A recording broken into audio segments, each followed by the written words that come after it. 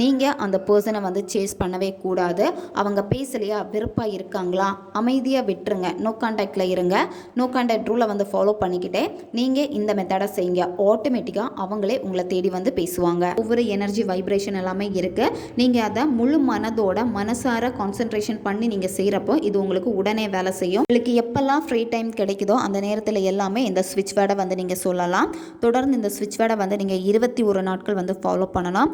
ஒரு நாளைக்கு வந்து இந்த ஸ்விட்ச் வேர்டை 21 முறை நீங்கள் சொல்லணும். ஒரு நாளைக்கு ஒரு வாட்டி தான் சொல்லணும்னு கிடையாது. உங்களுக்கு எப்பெல்லாம் ஃப்ரீ டைம் கிடைக்குதோ அப்பெல்லாம் நீங்கள் இந்த ஸ்விட்ச் வேர்டை சொல்லுங்கள்.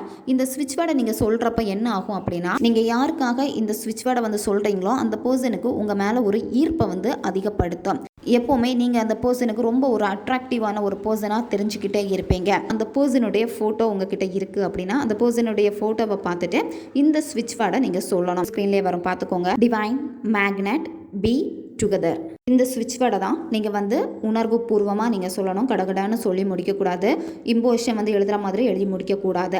நீங்கள் இப்போ உங்களுக்கு எழுத பிடிக்கும், நீங்கள் எழுத போகிறீங்க அப்படின்னா நீங்கள் ரெட் கலர் பென் வந்து பயன்படுத்திக்கோங்க.